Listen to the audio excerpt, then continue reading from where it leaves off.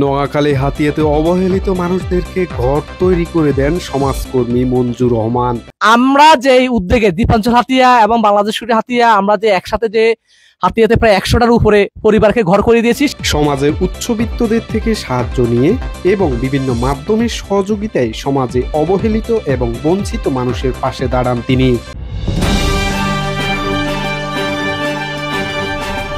Hatiya new, সারা দেশের কথা সব সময়। রোদে ফুড়ে বৃষ্টিতে ভিজে মাথা গোজার ঠাঁই নেই, ছোট্ট খড়ের ভাঙ্গা ছাউনি একটু জ্বরে তছনছ হয়ে যায়। তার উপরে আবার বিচ্ছিন্ন দ্বীপে তো ঘূর্ণিঝড় বন্যা তো লেগেই থাকে। বলছিলাম নোয়াখালীর বিচ্ছিন্ন দ্বীপ উপজেলার অবহেলিত বঞ্চিত মানুষের গল্প। মাথা গোজার ঘর নেই এমন মানুষ হাতিয়াতে এখনো রয়েছে। সমাজে বঞ্চিত মানুষের হাহাকার আর বেঁচে থাকা কিছু মানুষকে প্রতিনিয়তই ভাবায়। হাতিয়ার মঞ্জুর রহমান তাদের মধ্যে একজন, যিনি কোনো রাজনৈতিক প্রতিনিধি না হলেও সমাজের অবহেলিত মানুষের পাশে দাঁড়ান। বিভিন্ন মাধ্যমের সহযোগিতায় এবং উচ্চবিত্তদের সহযোগিতায় তিনি হাতিয়াতে অবহেলিত নিম্নবিত্ত মানুষদেরকে প্রায় শতাধিকেরও বেশি ঘর নির্মাণ করে দেন। এই যে ঘরটা দেখতেছেন, এই যে বাংলাদেশ কুটির প্রকল্প 31, এগুলো কিন্তু আপনাদের সহযোগিতায় হয়েছে। আমরা জাস্ট উদ্যোগ নিয়েছি আপনাদের আর্থিক সহযোগিতা, মানবিকবাদের আর্থিক সহযোগিতায় কিন্তু এই কাজগুলো হওয়া। আপনারা দেখেন এই পাশে আরেকটা ঘর আছে, এটা মোটামুটি এই 3টে ঘর একসাথে, এই এত 3টে ঘর আমরা করেছি। ওই যে 1 নম্বর ওয়ার্ডে আমাদের বাংলাদেশ কুটির হাতের উদ্যোগে এই যে আমানা বেগমকে আমরা একটা ঘর করে দিয়েছিলাম। আর এইদিকে হচ্ছে রুফিসি বেগম, হ্যাঁ, ওনাকে একটা আমরা ঘর করে দিয়েছিলাম। সমাজে যারা রাজনীতি করবেন বা যারা রাজনীতি করার জন্য ইচ্ছুক বা যারা কমিশনার প্রার্থী যারা আছেন, তাদের প্রতি আমাদের উদাত্ত আহ্বান, আপনারা এই যে এরকম যে অসহায় যে পরিবারগুলো আছে তাদের পাশে থাকবেন।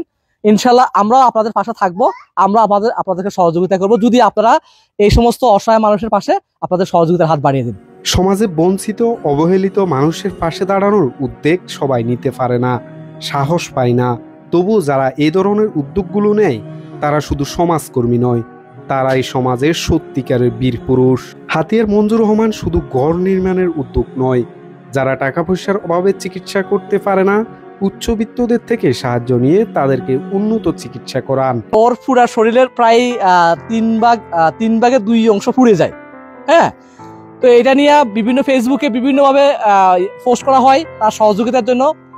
তো অনেকে সহযোগিতা করার জন্য এগিয়ে আসছে, কিন্তু প্রপারলি সহযোগিতা করতে পারে নাই।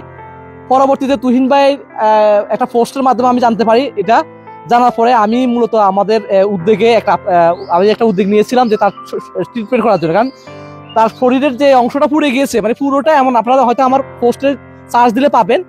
তো ওর যে অংশ পুড়ে গেছে সেটা মানে যদি হাতিয়া থেকে না নিতাম তাহলে তাকে বাঁচানো যাইতো না।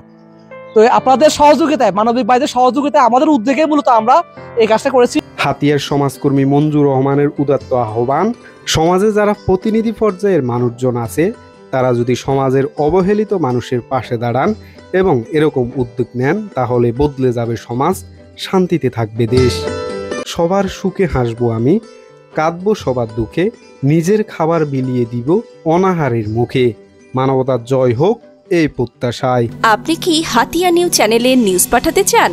তাহলে এক্ষুনি আমাদের হোয়াটসঅ্যাপ নাম্বারে মেসেজ করুন 01830996504। হাতিয়া নিউ, সারা দেশের কথা সব সময়।